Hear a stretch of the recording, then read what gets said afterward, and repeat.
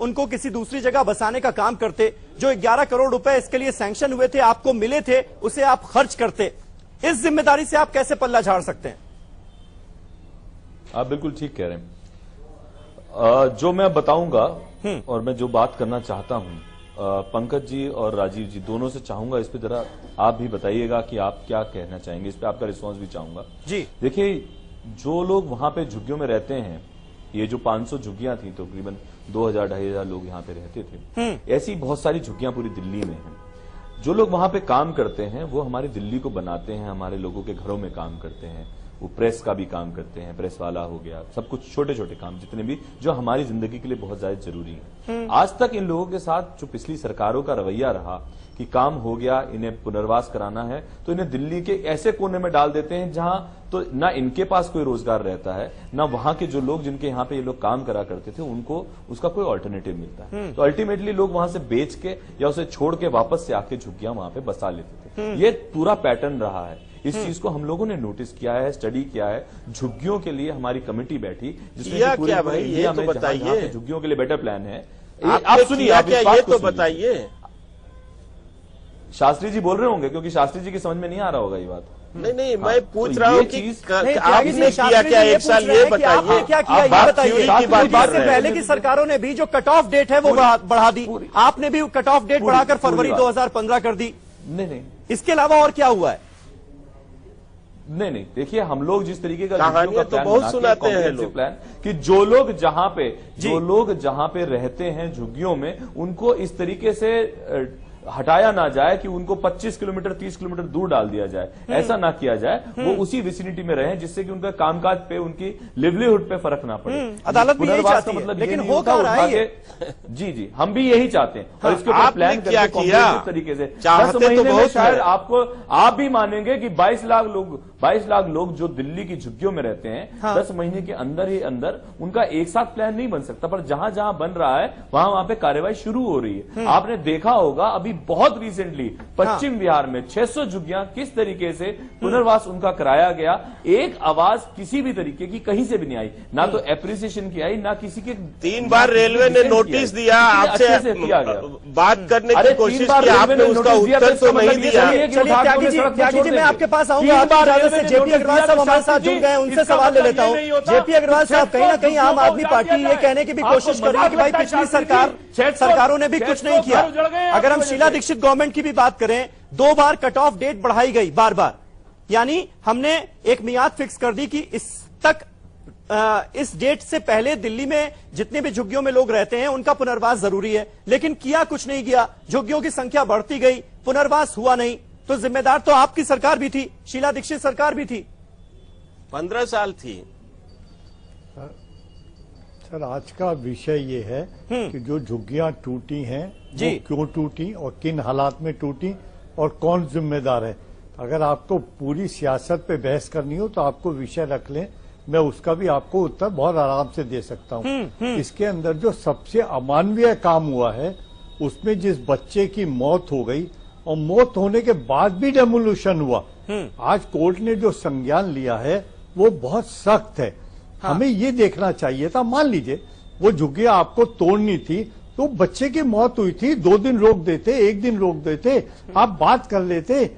अगर दिल्ली सरकार को उन्होंने नोटिस भेजा, दिल्ली सरकार ने चेता नहीं, दिल्ली सरकार ने कोई काम उस पर नहीं करा, आपस में तालमेल है नहीं, और ये अग्रवाल साहब, दिल्ली पुलिस तो ये कह रही है कि बच्ची की मौत का डिमोलिशन की कार्रवाई से कोई वास्ता ही नहीं है। 10:30 बजे पीसीआर में कॉल आ गई है बच्ची की मौत की, और 12 बजे कार्रवाई शुरू हुई है। समीर साहब मेरी बात तो सुने आप जी। नहीं, आपकी बच्चे की मौत के बाद कार्रवाई कर दी आपने। अगर बच्चे की मौत हुई तो कार्रवाई रोकी जानी चाहिए थी ना। अगर वहां हादसा हो गया, एक बच्चे की मौत हो गई, आप ये कहते हैं डिमोलिशन नहीं होगा, लेकिन उसके बावजूद डिमोलिशन हो गया वहां। क्या ऐसी संवेदना नहीं दिखाई गई डिमोलिशन की कार्रवाई के दौरान? देखिए, मैं इस संदर्भ में मेरे पास जानकारी नहीं है, लेकिन मैं इतना जरूर बताऊंगा कि यह समस्या जो आज आई है। जानकारी नहीं है तो क्यों आए हो डिबेट पे? जानकारी नहीं है तो क्यों आए हो आप डिबेट पे?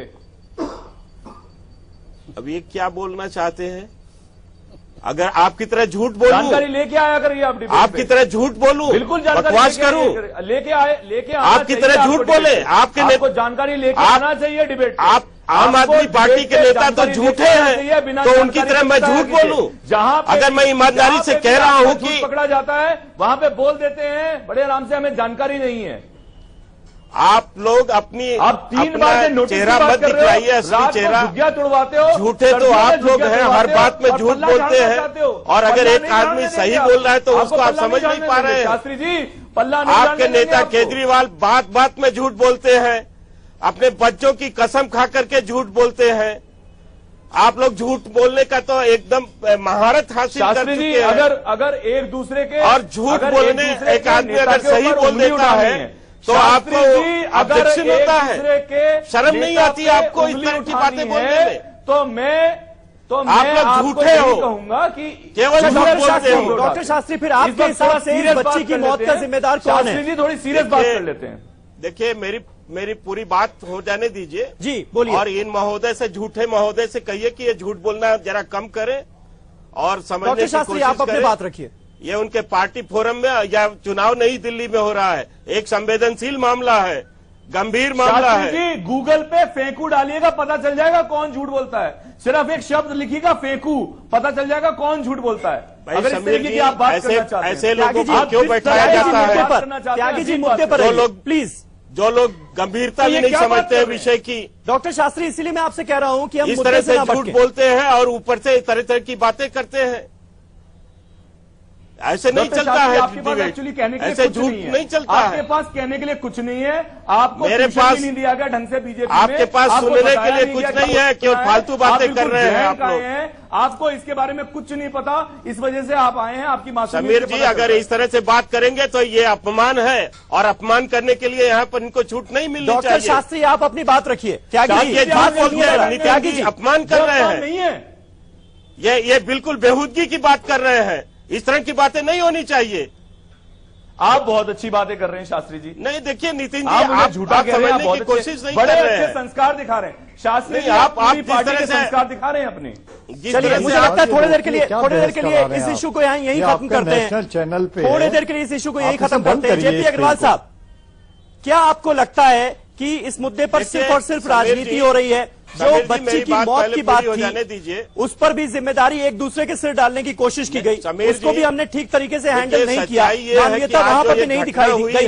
अग्रवाल साहब, इस घटना के परिप्रेक्ष्य में ये देखना जरूरी होगा जी कि ये घटना आज हमें जो दिख रहा है, इसका स्वरूप कैसे आज इतनी भयानक स्वरूप में ये परिवर्तित हो गया। बिल्कुल डॉक्टर शास्त्री साहब, हम उसी पर चर्चा कर रहे हैं। हम तमाम पहलुओं पर चर्चा कर रहे हैं। ये एक दिन में झोपड़पट्टी नहीं बनते हैं जी, झोपड़पट्टी बनते हैं प्रोसेस से, राजनीतिक सिद्धांतों से। बिल्कुल उनकी समस्याएं पूरी नहीं की गई, इसलिए बने हैं। बिल्कुल, ये बात तो हर कोई कह रहा है कि सभी पार्टियां जिम्मेदार हैं इसके लिए। और आज अगर हम लोग पहले उनकी भी जिम्मेदारी बनती है इसके लिए। गरीबों को आवाज देने की बात कर रहे हैं, हाँ। उनकी समस्याओं का समाधान करने की कोशिश कर रहे हैं। चलिए डॉक्टर शास्त्री, उसको भी समझने की डॉक्टर शास्त्री इन्हीं सवालों का जवाब दे रहे हैं। अग्रवाल साहब, सुन लीजिए उनकी। अग्रवाल साहब, मैं ये कहना चाहता हूँ कि हमारा एक बढ़ता हुआ देश है, 125 करोड़ की आबादी है, लोग शहरों की तरफ आकर्षित होते हैं और वो यहाँ काम ढूंढते हैं। उस काम ढूंढने के प्रोसेस में वो अपना छोटा मोटा घर बनाते हैं जहाँ उन्हें जगह मिल जाती है, वो सांस लेने के लिए और बच्चों को उनके साथ रहने के लिए वो वहां पे रहते हैं। अब सरकारों का काम ये होता है कि वो उनको तवज्जो दें, उनके लिए काम करें, और जब भी अग्रवाल साहब, लेकिन पिछले 15 सालों में क्यों नहीं तवज्जो दी वहां पे करते रहे हैं? अग्रवाल साहब इतनी समझदारी की बात कर रहे हैं, आप तो जब सरकार चला रहे हैं। अग्रवाल साहब, जो आप बातें कहेंगे उससे ही मेरे सवाल निकलेंगे। इस सवाल का तो जवाब आपको देना पड़ेगा ना। पिछले 15 सालों में कांग्रेस की सरकार ने क्या किया? फिर 3 आदमी एक साथ बोल रहे हैं। 15 साल में हमने जो पॉलिसी बनाई उसके तहत हमने मकान बनाए, वो मकान का अलॉटमेंट 1.5 साल से बाकी है। आप उस प्रोसेस को शुरू कर दें। अभी त्यागी जी ने कहा था कि हमने 500 झुग्गियों को ऑल्टरनेटिव एकोमोडेशन कहीं पे रोहिणी में या पीतमपुरे में कहीं इन्होंने दी है। वो प्रोसेस और तेज होना चाहिए। हम सब लोगों का दिल उनके लिए धड़कता है, गरीब लोग हैं, कमजोर लोग हैं, उनको संरक्षण चाहिए और हर सरकार को चाहिए कि वो उनको संरक्षण दे। और इतनी गुंजाइश काम किया गया था नहीं, मुझे लगता है कि अगर काम किया गया होता तो आज स्थिति ये ना होती। और अगर पिछली जितनी भी आप झुग्गियों को तोड़ा जाता है, जिस अमानवीय दृष्टि से तोड़ा जाता है, ये कोई नया उदाहरण नहीं है। तो और ये बात अगर सरकार की बात करें, जो पिछली सरकार थी उसके शासन में अगर हम बात करें तो उस टाइम भी बहुत सारी झुग्गियों को हटाया गया और उसमें भी कितनी अमानवीय हुई वो सब हम सब लोगों के साथ है। लेकिन एक सवाल है कि अगर हम इस पे काम करना चाहें, आज ये झुग्गियां तोड़ी गई हैं, तो हमें ये सोचना पड़ेगा कि जिसने करना था वो तो कर चुके, लेकिन अब हम उन्हें कैसे करने वाले हैं, क्या डील करने वाले हैं, कैसे उनका रिहेबिलिटेशन करने वाले हैं, उस पर कोई बात करने के लिए तैयार नहीं है। क्योंकि जो हमने उनपे जितना भी अत्याचार करना था, जो भी कह लीजिए आप, वो सब तो गुजर चुका है एक दौर। आज भी हम वही फंसे हैं कि इसकी गलती थी या उसकी गलती थी। सवाल है करना क्या है अब। हमारे पास इन सीटू के बहुत सारे अभी तमाम फ्लैट्स पड़े हुए, जो कि मेरी जानकारी में बहुत सारे खाली हैं। तो क्या दिल्ली सरकार का ये दायित्व नहीं बनता कि कुछ आने वाले कुछ दिनों में हम उनको रिहेबिलिटेट कर सकें, उनको वहां घर दिलवा सकें? क्या उस बारे में अगर हम सोचे तो मुझे लगता है एक ज्यादा सार्थक प्रयास होगा, बजाय इस तरह के आरोप और प्रत्यारोप। त्यागी जी, जो चीजें अवेलेबल है उनका सुख तो लेने दीजिए, कम से कम जो काम आप कर सकते हैं वो तो कीजिए। किसने किया है जी? बिल्कुल बिल्कुल बिल्कुल, उसके लिए काम किया जाएगा, बिल्कुल काम किया जाएगा। इनको रिहेबिलिटेट करना है। आप क्या सोचते हैं कि हम लोग इनको सारी सर्दियां सड़क पे रहने देंगे? नहीं, बिल्कुल ये उम्मीद मैं नहीं करता। दिल्ली पूरा दिल्ली हमारे परिवार की तरह है, पूरा दिल्ली हमारे परिवार की तरह है। और मैं चाहूंगा जिस दिन ये होता है उस दिन इसी चैनल पे आप लोग दिखाएं भी, और शास्त्री जी को जरूर बिल्कुल दिखाएंगे हम, आगे बिल्कुल दिखाएंगे, वो भी दिखाएंगे जी। बिल्कुल बिल्कुल। हाँ डॉक्टर शास्त्री, अभी पंकज जी बोल रहे थे जी कि किसी ने इस संदर्भ में जो वर्तमान परिस्थिति बन गई है, इसमें किसी ने कुछ बात नहीं किया। पार्लियामेंट में हमारे रेल मंत्री जी ने स्पष्ट रूप से कहा कि वो दिल्ली के सीएम के साथ बैठ करके और यहां पर जो भी सारी समस्याएं हैं उसके समाधान के लिए वो लोग प्रयास करेंगे और उनका अल्टरनेटिव वैकल्पिक व्यवस्था भी किया जाएगा। हाँ, सारी चीजें होंगी। अभी आज जो दुर्भाग्यपूर्ण घटना हुई है, अब इसका यही एक समाधान है कि दिल्ली सरकार के सीएम के साथ बैठ करके रेलवे विभाग और रेल मंत्री इत्यादि लोग बैठ करके जिम्मेदार। पंकज जी, आपको लगता है कि ये कोऑर्डिनेशन जिसकी आप बातें की जा रही हैं, बात आज हुई है, उन्होंने पार्लियामेंट में कहा, अगर पहले दिखा दी जाती तो इतनी अमानवीय घटना नहीं होती? देखिए, मुझे लगता है कि जो भारत में शासकीय व्यवस्था है, जो सिस्टम है, वो ही पूरी तरह से गरीब विरोधी है। क्योंकि देखिए, अतिक्रमण सिर्फ झुग्गी झोपड़ियों की वजह से नहीं है। दिल्ली में सैनिक फार्म भी है और वहां के अतिक्रमण हटाने पे सबने हाथ खड़े कर लिए हैं। कोर्ट के कहने के बावजूद वहां अवैध निर्माण जारी है और वही पुलिस जो यहाँ पर डंडे चलाती है, वो वहां पर को लेकर सोशल मीडिया में खासा रोष भी था। बिल्कुल। और दूसरी बात, आप सोचिए कि दिल्ली पुलिस किस तरह से टेक्निकल अपना बचाव कर रही है कि 10:30 बजे बच्ची मर गई। अरे 10:30 बजे अगर बच्ची मर गई, ये बात सही है, तब आप सोचिए उस घर और उस मोहल्ले के मातम की क्या स्थिति होगी। और वहां आप जाके कर रहे हैं, ये तो मतलब ये बताता है पूरा सिस्टम ही दरअसल गरीब विरोधी है। वो इंडिविजुअल की बात करने का कोई मतलब नहीं है। सब लोग कहते हैं नहीं होना चाहिए। सब कुछ इस देश में गरीबों के नाम पर हुआ है आज तक, गरीबी हटाओ से लेकर, और सारी पार्टियां ही कहती हैं हम गरीबों के लिए हमने जन्म ही लिया है। लेकिन इस देश में गरीबों की हालत लगातार खराब होती जा रही है। अब तो मतलब हालत यह है कि ऐसे फैसले भी आ गए जिस पर सवाल उठने चाहिए कि अगर आप मैट्रिक पास नहीं है तो आप चुनाव नहीं लड़ सकते। इस देश में 12.5 करोड़ लोग ऐसे हैं जो मैट्रिक पास नहीं है, वो इस पूरे उससे बाहर हो गए। चलिए, तो मुझे अग्रवाल साहब, लेकिन क्या आपको भी ये लगता है कि मामला कहीं ना कहीं केंद्र सरकार और केजरीवाल सरकार की आपसी टसल का भी है? अगर कोऑर्डिनेशन अच्छा होता तो शायद ऐसी नौबत ही नहीं आती। हाँ, बिल्कुल 100% ये बात सही है, क्योंकि जब से दिल्ली सरकार बनी है इन्होंने एक ही रास्ता अपनाया, वो रास्ता लड़ाई झगड़े का है। अपने अफसरों को इन्होंने चोर कहा, पुलिस के साथ भद्दे शब्दों का प्रयोग किया, सेंट्रल गवर्नमेंट के साथ इनकी नहीं बनी, एलजी के साथ नहीं बनी। मुझे लगता है जब आप सरकार में आ गए तो सरकार चलाना और उसके माध्यम से लोगों को सहूलियत देना, ये आपकी प्राथमिकता होनी चाहिए। उसके लिए आपको सबके साथ नहीं। अग्रवाल साहब, अगर आपकी सरकार होती और दिल्ली पुलिस ने ये डिमोलिशन कार्रवाई की होती, आप साथ देते दिल्ली पुलिस का? अग्रवाल साहब, आपको लगता है कि किसी भी प्रकार के भ्रष्टाचार के साथ हम कॉम्प्रोमाइज? सर एक मिनट त्यागी जी, मैं 1 मिनट दे दें, मैं सिर्फ 1 मिनट दे दें। मैं बीच में इसीलिए नहीं बोल रहा था आप लोगों के।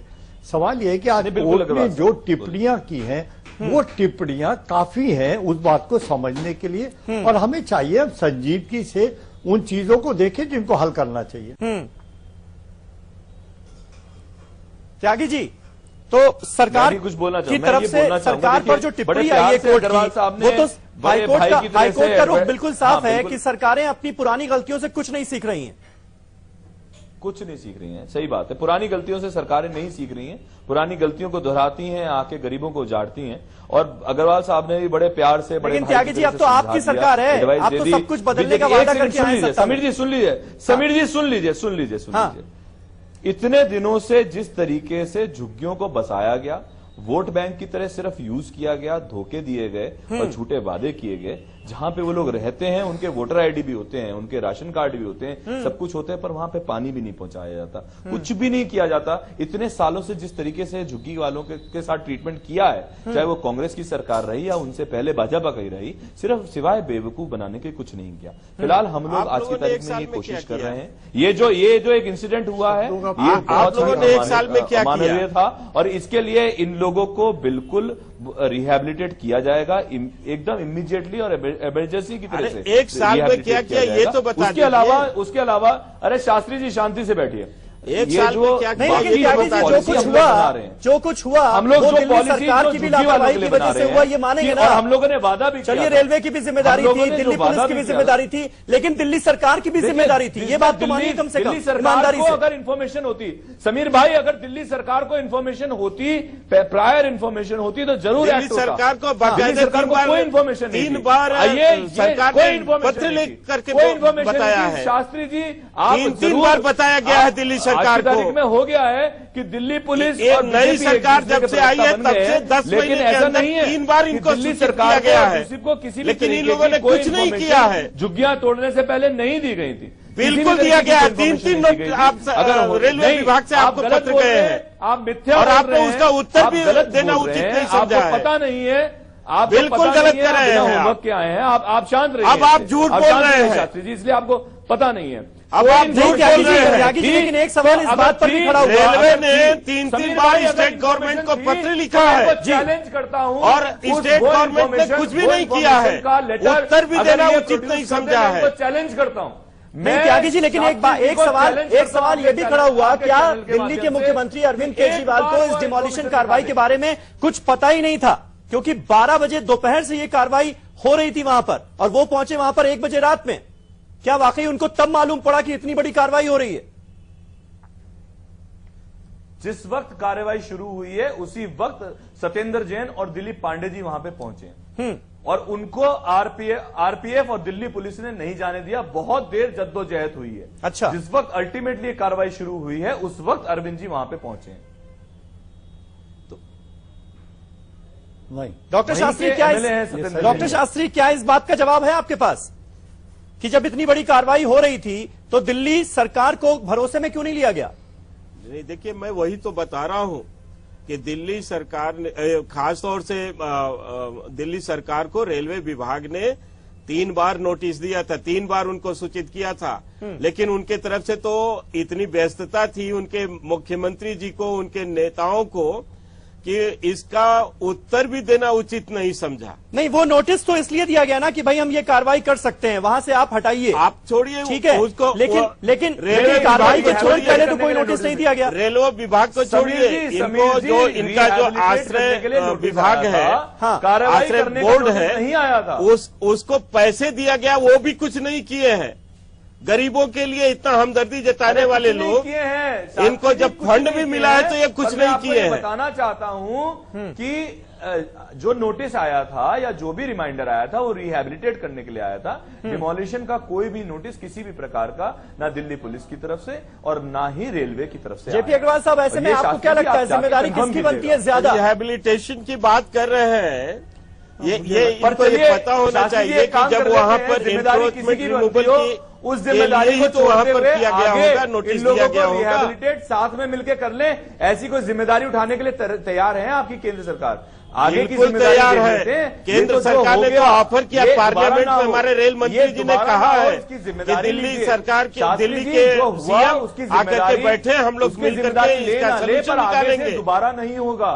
जी शास्त्री त्यागी जी, जो हुआ, त्यागी जी, शास्त्री वैसा जी, दोबारा ना हो, जेपी अग्रवाल इसकी साहब कुछ जिम्मेदारी कहना तो चाह रहे हैं, लीजिए। उनकी भी सुन लीजिए। जेपी अग्रवाल साहब, ऐसे में आपको क्या और लगता आगे है इन जिम्मेदारी लोगों को क्या दोनों की है, साथ में मिलकर केंद्र सरकार करते भी हैं, और दिल्ली उसकी सरकार की भी? जिम्मेदारी देखिए, जिम्मेदारी अब बहुत बहस हो गई जिम्मेदारी पे। सवाल ये है कि हमारा आगे का रास्ता कैसा होना चाहिए। मुझे लगता है अगर दिल्ली सरकार संजीदगी के साथ जो फ्लैट खाली पड़े 35,000 फ्लैट हैं, अगर उनका अलॉटमेंट शुरू कर दे तो कम से कम लोगों को भरोसा हो जाएगा कि एक कार्रवाई शुरू हो गई। और दूसरा बात तो यही है कि अगर आप किसी का मकान तोड़ेंगे तो दिल को दर्द तो होता ही है सर, उनके भी होता है औरों को भी होता है। तो ऐसे हादसे अगर जितनी जल्दी रोके जा सकते हो रोके जाने चाहिए। त्यागी जी, क्या ये भरोसा दिलाएंगे आप? जी बिल्कुल, हमारी तरफ से कभी भी इस तरीके से किसी के भी आशियाने उजाड़ने की कोशिश नहीं होती। और मैं शास्त्री जी को भी ये कहना चाहूंगा कि चलिए ये हुआ, पर आगे से ऐसा ना हो, इसकी जिम्मेदारी लीजिए। हम लोग साथ में मिलकर ऐसी जिम्मेदारी लेते हैं कि ना हो इस तरीके का कुछ भी। हम लोग ये जिम्मेदारी लेते हैं कि जो लोग आज बेघर हुए हैं, साथ में मिलकर उनको रिहैबिलिटेट करते हैं। और आगे से इन लोगों के बारे में साथ में मिलकर सोचा जाए, इन लोगों को इनके घर से इस तरीके से ना हटाया जाए, उन लोगों को रिहैबिलिटेट करने की कोशिश की जाए। उन लोगों को उनका सम्मान मिलना बहुत ज्यादा जरूरी है। इतनी मेहनत करते हैं, इतनी मेहनत से दिल्ली को बनाया है, अपने हाथों से बसाया है, उसका सम्मान मिलना बहुत ज्यादा जरूरी है। हम लोगों ने जब कई सारे जो दोस्ती का हाथ बढ़ा रहे हैं त्यागी साहब, आप कि हम लोगों ने मजदूरों के नाम, समीर जी एक बात बताना दिल्ली सरकार से, तो मुझे लगता है काम ज्यादा बेहतर तरीके से होगा। डॉक्टर शास्त्री, देखिए, ये त्यागी जी क्या बोल रहे हैं, इनको ये किस लिए बोल रहे हैं, क्यों बोल रहे हैं और क्या भाव लेकर के बोल रहे हैं, मैं उस पर टिप्पणी नहीं करना चाहता। हाँ। लेकिन मैं एक सत्य को मैं सामने रखना चाहता हूं कि हमारे रेल मंत्री ने सदन में, लोकसभा में कहा है कि इस प्रकार की जो घटनाएं होती हैं ये दुर्भाग्यपूर्ण है।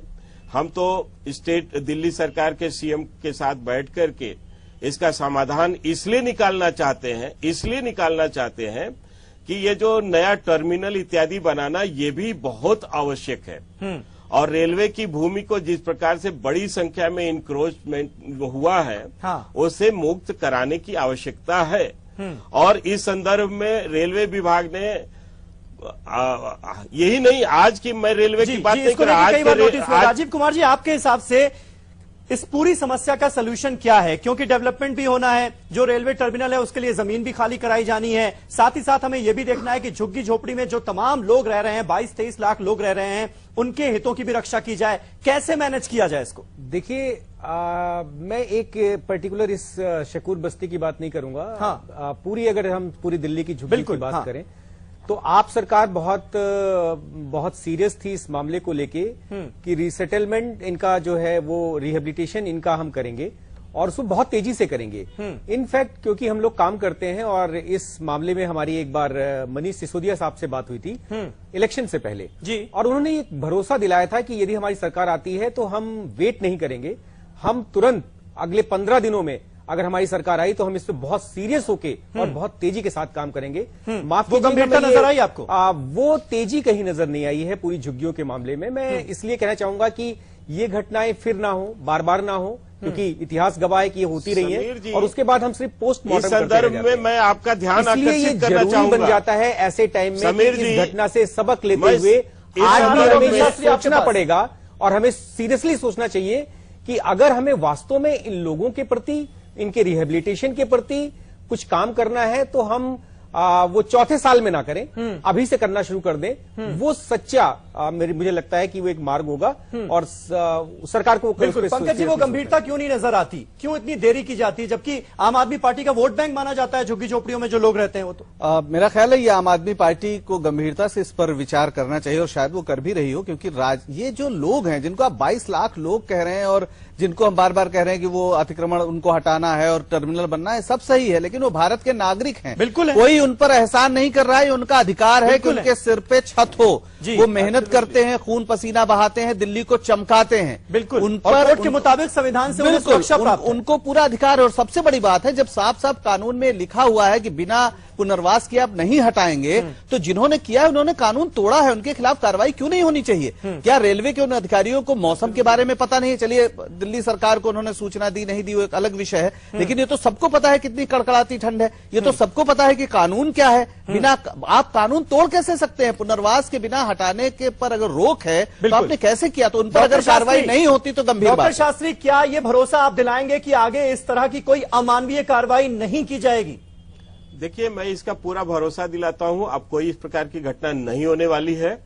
और जहां तक हम अभी राजीव जी की बात सुन रहे थे, इन्होंने आप आम आदमी पार्टी के जो संवेदनशीलता की बात कही है झुग्गी झोपड़ी वालों के लिए जी, हम तो आपके माध्यम से और आपका ध्यान आकर्षित करना चाहते हैं केजरीवाल जी के उस स्टेटमेंट की तरफ, हाँ, कि उन्होंने कहा कि हमने तो जितने वादे किए हैं उसका 40% पूरा करेंगे।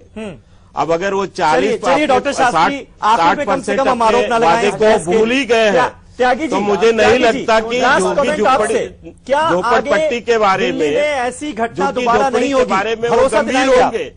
लेकिन हमारी सरकार बिल्कुल गंभीर है। और बहुत समय कम है हमारे पास, बहुत समय कम है। त्यागी जी, बहुत हमारे प्रधानमंत्री जी ने कहा है कि 2022 तक हम देश में हर व्यक्ति को हम लोग तो कम से कम ऐसी कोई भी घटना हो उसको छत उपलब्ध कराएंगे और अगर आवास उपलब्ध कराएंगे। अरे ये हमारे भारतीय जनता पार्टी के बस आप प्रति की भी प्रतिबद्धता है। हमारे सुन लीजिए, त्यागी जी बोल रहे हैं लास्ट ये बात स्पष्ट रूप से कहा है। ये भारतीय जनता पार्टी, इसलिए मुझे नहीं लगता कि पहले तो चैनल में भी भाषण दे रहे हो आम आदमी पार्टी के लोग गंभीर हो और वो जो वादा करते हैं उसको निभाने के बारे में कम से कम समाज को, त्यागी जी आप अपनी बात सही बातें बताएं। 2 सेंटेंस में त्यागी जी, वो तो 40% 60% वैसे ही बातें भूल गए हैं।